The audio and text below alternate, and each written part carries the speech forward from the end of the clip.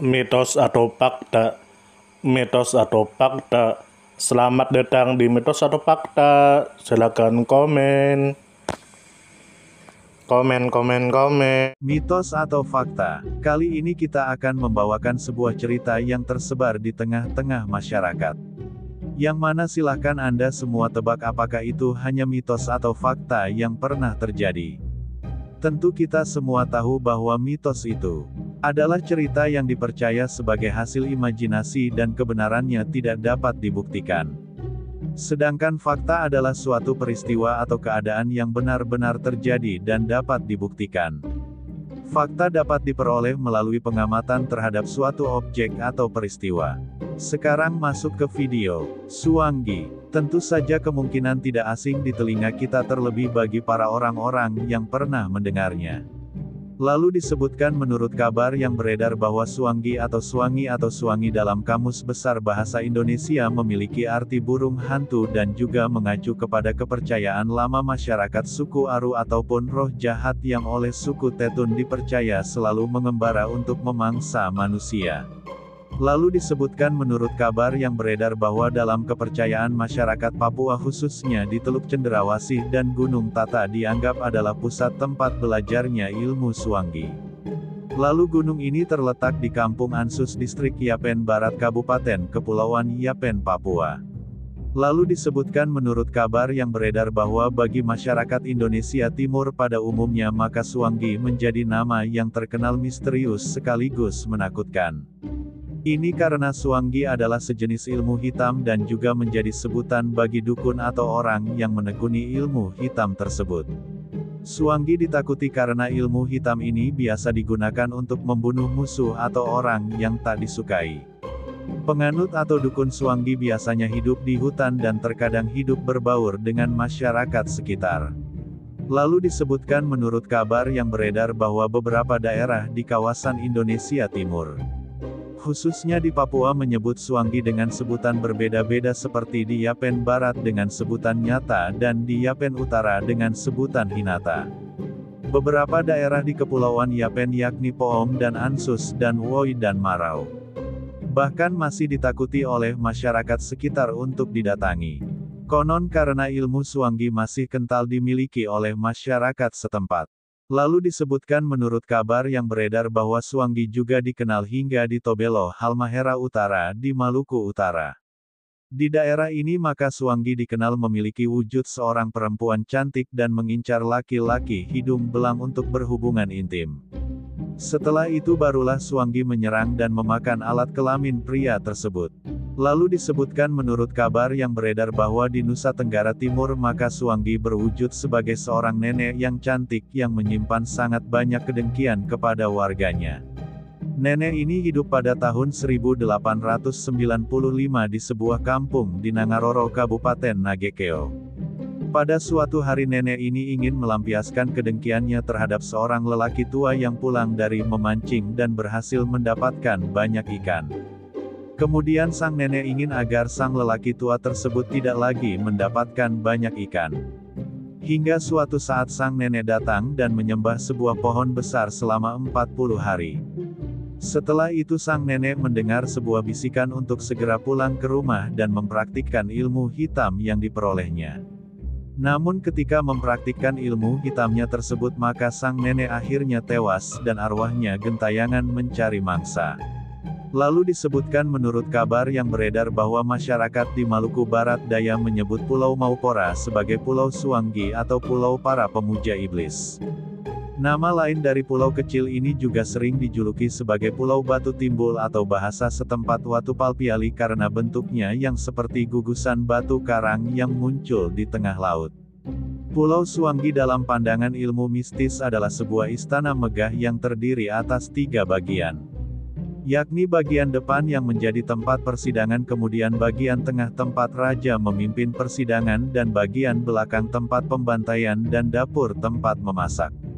Pulau ini juga disebut-sebut memiliki sebuah batu berbentuk meja persembahan atau altar darah para korban Suwangi untuk para penghuni alam gaib.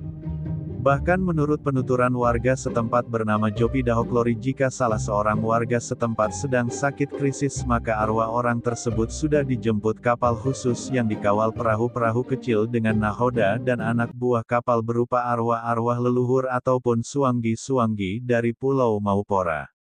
Lalu disebutkan menurut kabar yang beredar bahwa suanggi biasanya melakukan aksinya pada malam hari. Salah satu ciri kedatangannya bisa terlihat seperti bola api yang melayang-layang di atas rumah sang korban.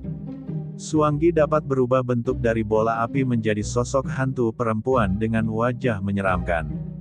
Lalu disebutkan menurut kabar yang beredar bahwa di Maluku atau Halmahera maka suanggi diceritakan sering muncul pada malam hari dan berwajah seram dengan kepala bersayap yang terbang mencari mangsanya.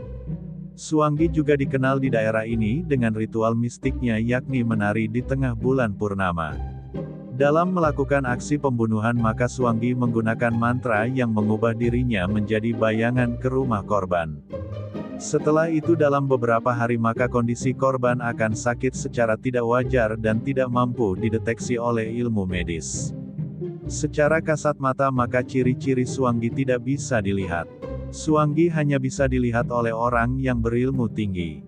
Dalam penglihatannya tersebut maka suanggi seperti memiliki mata terang yang menyala dan bergigi tajam dan terkadang berbentuk hewan dan memiliki aroma binatang kuskus. Lalu disebutkan menurut kabar yang beredar bahwa mitos lain menyebutkan bahwa suanggi hanya bisa memakan daging orang-orang Papua karena rasanya lebih nikmat dari daging orang-orang suku lainnya.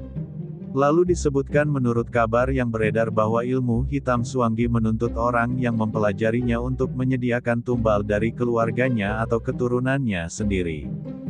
Jika tidak kuat mental dan memenuhi salah satu persyaratan maka orang tersebut bisa mengalami gangguan jiwa alias gila. Suanggi juga dituntut untuk memakan bagian tubuh mayat biasanya isi perut yang menjadi korbannya untuk menambah ilmu mereka. Perubahan manusia menjadi makhluk berwujud suanggi melalui proses yang panjang. Bahkan suanggi disebut harus memakan daun khusus yang hingga kini masih misterius namanya. Agar seseorang dapat menjadi suanggi maka orang tersebut harus belajar dengan suanggi lainnya. Ujian terakhirnya berupa orang yang belajar ilmu suanggi harus dimutilasi dan harus dapat hidup kembali dengan ilmu yang telah dia pelajari. Cara lainnya adalah dengan cara terkena efek dari daun suanggi yakni sejenis tanaman tertentu di mata manusia biasa. Bisa berupa daun singkong atau daun pisang. Tetapi dalam penglihatan para suanggi daun singkong atau daun pisang itu sesungguhnya adalah daun suanggi.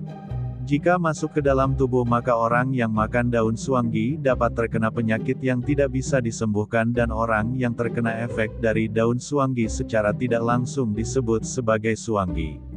Lalu disebutkan menurut kabar yang beredar bahwa beberapa informasi menyebutkan bahwa suanggi memiliki beberapa pantangan yakni jerut purut dan ikan poro babi dan korel laut. Jika suanggi dihadapkan dengan benda-benda tersebut, suanggi akan menjadi beringas dan jahat. Lalu disebutkan menurut kabar yang beredar bahwa sama seperti isu dukun santet di Pulau Jawa maka keberadaan suanggi juga sering menimbulkan amuk massa terutama di Rote Alor Kota Kupang ND dan Adonara Kabupaten Flores Timur. Di Adonara sebagai contoh dua rumah diberitakan hancur di amuk massa karena penghuninya dituduh sebagai suanggi. Dua rumah warga di RT 6 atau RW 12 Dusun Watodei, Kecamatan Adonara Barat hancur. Bahkan semua perkakas dapur dan rangka jendela untuk bangunan sekolah dasar Danibau turut dibakar oleh 100 massa. Sebab musabab kejadian diawali dari Florentina Prada, menantu dari Domingus Libu Kleden, seorang kader posyandu yang diminta menyembuhkan seorang balita dengan menggunakan jampi-jampi. Domingus Libu kemudian melarang menantunya tersebut karena bukan seorang dukun. Namun pihak keluarga terus memaksa untuk menyembuhkan sang anak.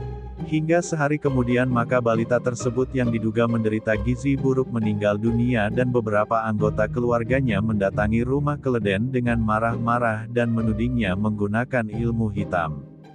Korban isu dukun suanggi juga terjadi di Desa Sidabui Kecamatan Alor Selatan Kabupaten Alor Nusa Tenggara Timur. Sebanyak 9 orang telah tewas menjadi korban dari isu ini selama Januari-Februari tahun 1993. Bahkan jika tidak berhasil diungkap oleh pihak kepolisian terdapat daftar 38 nama yang dituding sebagai dukun Suanggi.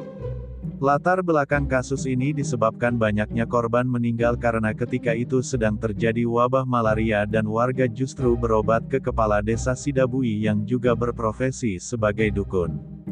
Ketika gagal mengobati maka kepala desa Sidabui dengan enteng menuding pasiennya kena santet Suanggi. Lalu disebutkan menurut kabar yang beredar bahwa Suanggi adalah istilah dalam kepercayaan lokal di wilayah timur Indonesia yang merujuk pada sosok gaib atau manusia yang memiliki kemampuan sihir jahat atau ilmu hitam. Istilah ini sering dikaitkan dengan santet dan tenung atau kutukan. Dia penghisap darah atau pemakan organ atau pelaku kekerasan spiritual. Dan dia digambarkan sebagai perempuan janda atau orang yang dianggap menyimpan dendam atau kekuatan mistik.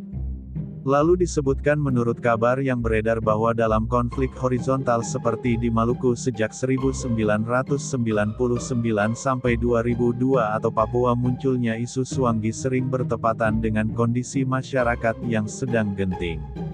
Ada yang meyakini bahwa isu Suanggi sengaja dipelihara atau digoreng oleh pihak-pihak tertentu seperti elit lokal atau aparat atau aktor luar untuk mengalihkan perhatian dari isu politik atau konflik etnis dan agama atau ketimpangan sosial. Dengan tujuan untuk menciptakan ketakutan kolektif dan membelokkan kemarahan rakyat dari elit atau penguasa ke sasaran lain misalnya seorang perempuan janda yang dituduh Suanggi. Lalu disebutkan menurut kabar yang beredar bahwa di beberapa desa maka orang yang dituduh Suanggi sering menjadi korban kekerasan massa bahkan dibakar hidup-hidup. Lalu tuduhan Suanggi digunakan sebagai dalih untuk melenyapkan lawan politik atau perebutan tanah warisan atau dendam pribadi. Sehingga tuduhan menyebar lewat mimpi kolektif atau bisik-bisik atau anak kecil yang kesurupan lalu menyebut nama tersangka. Lalu disebutkan menurut kabar yang beredar bahwa ada yang percaya bahwa isu Suanggi merupakan bagian dari eksperimen atau rekayasa sosial oleh intelijen atau NGO luar negeri atau okultis internasional yang ingin menguji reaksi masyarakat terhadap histeria massal atau menyebarkan disinformasi atau ketakutan berbasis budaya lokal. Lalu disebutkan menurut kabar yang beredar bahwa ada yang mengaitkan Suanggi dengan jaringan internasional pemuja setan atau Illuminati lokal yang disebut-sebut menyamar dalam bentuk budaya lokal. Suanggi dipandang bukan hanya entitas lokal tapi bagian dari jaringan sihir global. Bagaimana menurut Anda semua? Apakah cerita di atas adalah mitos dan cerita sebelum tidur atau memang fakta? Silahkan tulis di kolom komentar. Note: kami bertanya kepada Anda yang mendengar dan melihat video ini.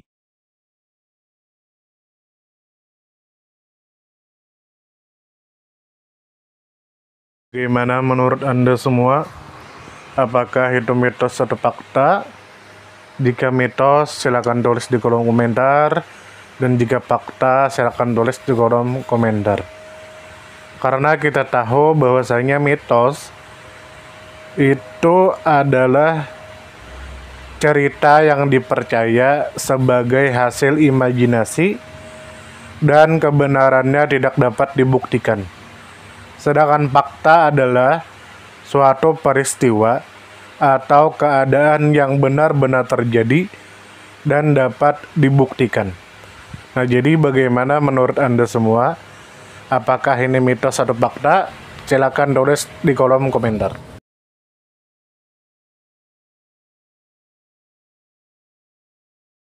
Tidur, tidur, tidur, tidur. Ayo kita tidur. Mitos atau fakta? Mitos atau fakta? Selamat datang di Mitos atau Fakta. Silakan komen. Komen.